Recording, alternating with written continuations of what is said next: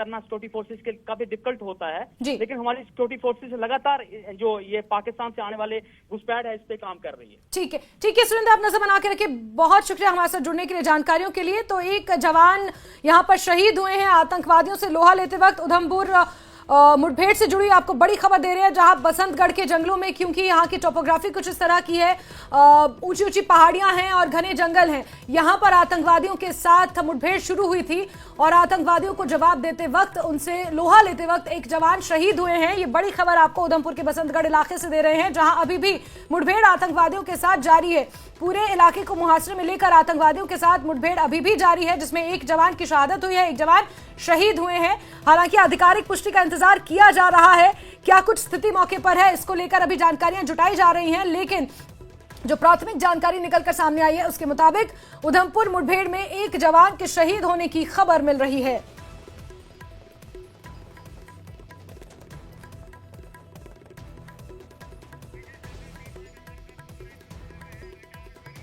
Retired brigadier Dhiman sir इस वक्त मेरे साथ फोन लाइन पर जुड़े हुए हैं। विजय धीमान सर, कैसे देख रहे हैं उधमपुर की बसंतगढ़ की इस मुठभेड़ को, जिसमें अभी अभी हमने एक जवान को भी खोया है?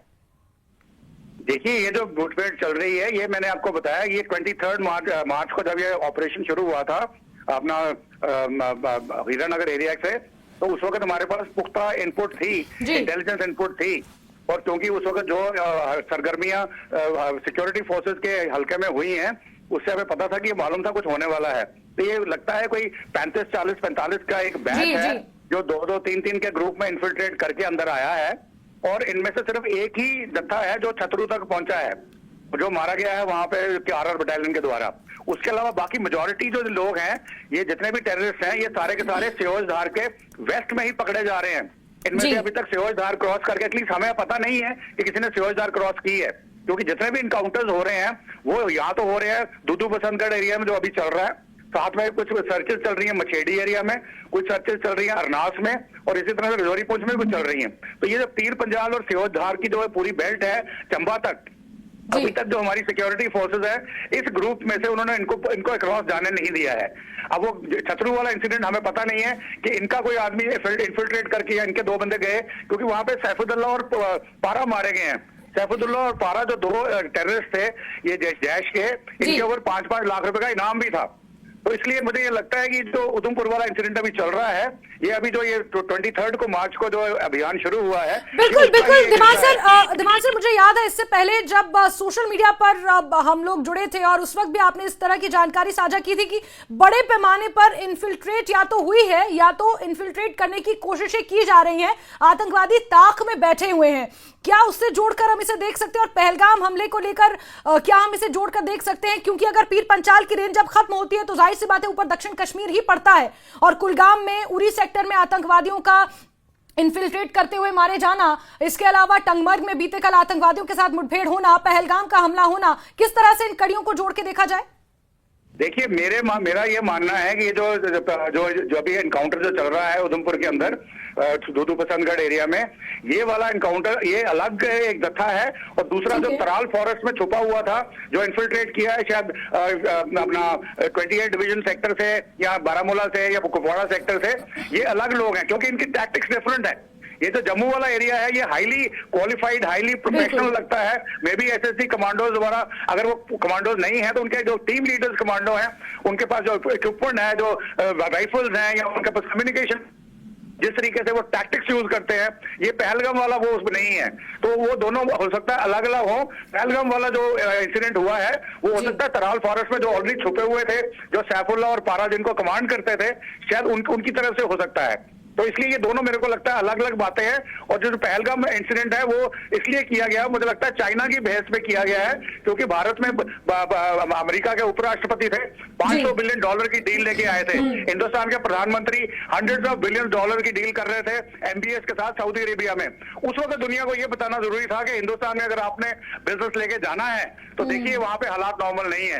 और उसके लिए टूरिस्ट को अटैक किया गया, और टूरिस्ट को पहली बार अटैक हुआ है। यानी कि ये रोजी रोटी जो कश्मीरियों की थी, टूरिज्म और हॉर्टिकल्चर, उसके ऊपर डायरेक्ट अटैक है। इसीलिए आपने देखा कि इवन लोकल में भी रोष है, they are anti militants no. कल तक शायद वो मिलिटेंट्स को सपोर्ट करते थे, पाकिस्तान को सपोर्ट करते थे।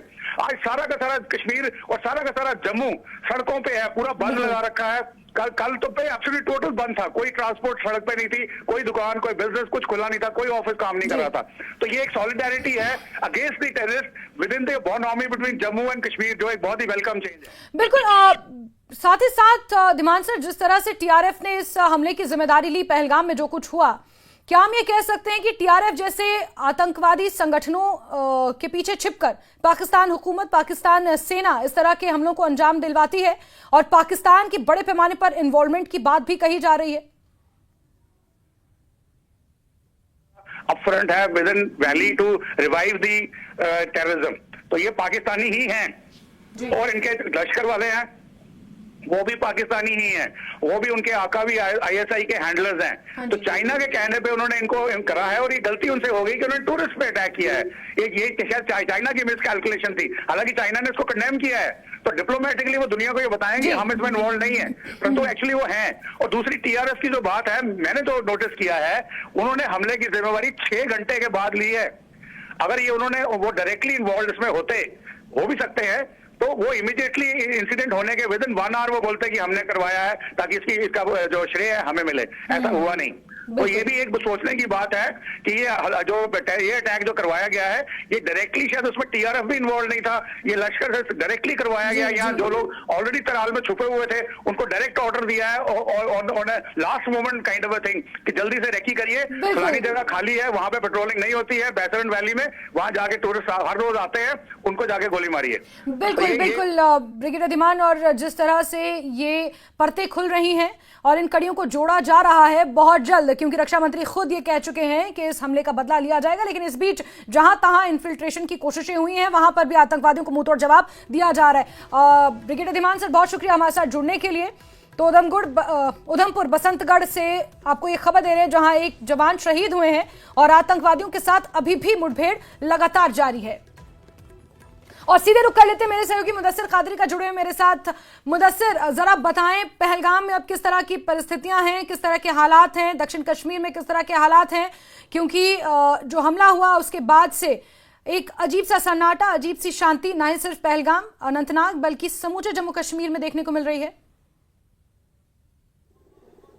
बिल्कुल जास्मिन, आपका कहना सही है। जो ही वो अटैक हुआ, डेडलिएस्ट अटैक माना जाता है ये। अगर पहलगाम की हिस्ट्री की बात करेंगे या जम्मू कश्मीर की हिस्ट्री की बात करेंगे तो ये एक डेडलिएस्ट अटैक माना जा रहा है टूरिस्ट पर, क्योंकि इससे पहले इस तरह का अटैक यहाँ पे टूरिस्ट पर नहीं हुआ है। तो उसके फौरी बाद जिस तरह से जो सिक्योरिटी फोर्स की अगर हम बात करेंगे तो जॉइंट ऑपरेशन लॉन्च किया गया है और जो अब भी जारी है। और हम देख सकते हैं कि जो पूरा ये इलाका है, हम दिखा सकते हैं, ये बायसरन वैली की पहाड़ियां हैं और ये इर्द गिर्द इसके जो है सिक्योरिटी फोर्सेज का घेरा जो है वो अब भी जारी है, और जिसमें जम्मू कश्मीर पुलिस के साथ साथ जो पैरा ट्रूपर्स है आर्मी के, वो सहयोग दे रहे हैं। और साथ ही साथ जो सीआरपीएफ है उन्होंने भी घेराबंदी जो है वो कायम रखी है। और इसके साथ साथ हम देख सकते हैं कि जो चॉपर्स है, लगातार चॉपर्स गश्त कर रहे हैं इस बायसरन वैली के ऊपर, जिसका मतलब यही है कि जो हवाई सर्विसेज है, यानी कि जो चॉपर सर्विस है, उनको भी यूटिलाइज किया जा रहा है। ड्रोन सर्वेलेंस कैमराज की अगर हम बात करेंगे, उनकी भी सर्विस जो है वो यूटिलाइज की जा रही है। और आप विजुअल्स में देख सकते हैं कि किस तरह जो चॉपर्स है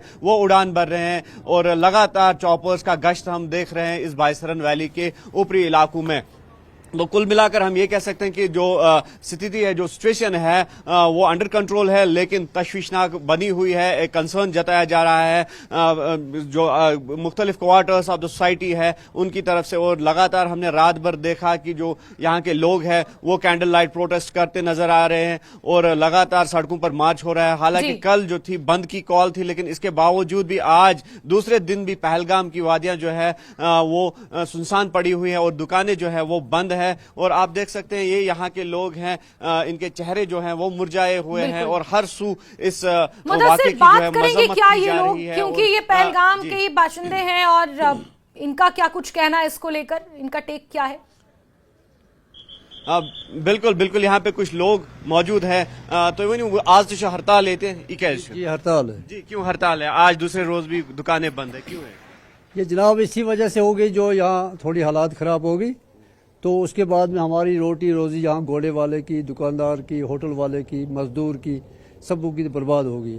इस पहलगाम के अंदर में हर एक अनंतनाग, बारामूला, जहाँ के यहाँ मजदूर, घोड़े वाले, रेड़े वाले, बाहर के लोग भी यहाँ आकर कारोबार करते हैं, रेड़ों पर काम करते हैं या सड़कों पर काम करते हैं, तो सबों का रोजी रोटी ख़त्म हो गई। ये जो मसला हुआ है, ये हमें बहुत दुख करते हैं। हम मुसलमान इन टूरिस्ट जो हैं, इनके साथ हैं, हम मुसलमान जुड़े हुए हैं इनके साथ। हमारी रोजी रोटी जो है टूरिस्ट के साथ है। तो हमने देखा कि प्रोटेस्ट लगातार हो रहा है यहाँ पर। कल रात देर गए तक, लगभग 11-12 बजे भी हमने देखा कि लोग सड़कों पर नाराबाजी कर रहे थे। नाराबाजी इसलिए कर रहे हैं, हमारी जो हमको इन लोगों के साथ प्यार मोहब्बत थी, हमारी वो छीना गई। तो हमें टूरिस्ट के साथ बहुत प्यार और मोहब्बत है। हमारी जो ये यहाँ पर ये पहलगाम है, ये पूरी टूरिस्ट श्रीनगर में है, ये पूरी टूरिस्ट से हमारी आबादी है। तो बिल्कुल जास्मीन, हम आपको एक होटल का व्यू दिखा सकते हैं। यहाँ पर जो है कल तक बुकिंग्स थी, कल तक रूम यहाँ मिल पाना मुश्किल था, और आज ये होटल जो है बिल्कुल खाली हो चुके हैं, सुनसान पड़े हुए। और दूसरी तरफ जहाँ के लोगों के तासरात भी आपने सुने, और इन लोगों का यही कहना है कि एक तो यहाँ की इकोनॉमी जो है वो बैडली सफर हो रही है, उस पर इम्पैक्ट पड़ रहा है। क्योंकि अगर जम्मू कश्मीर की बात करेंगे या खास तौर पर पहलगाम, गुलमर्ग जो टूरिस्ट डेस्टिनेशन है, वहां की इकोनॉमी जो है लार्जली डिपेंडेंट है जो टूरिज्म सेक्टर है, और टूरिज्म को यहाँ की इकोनॉमी की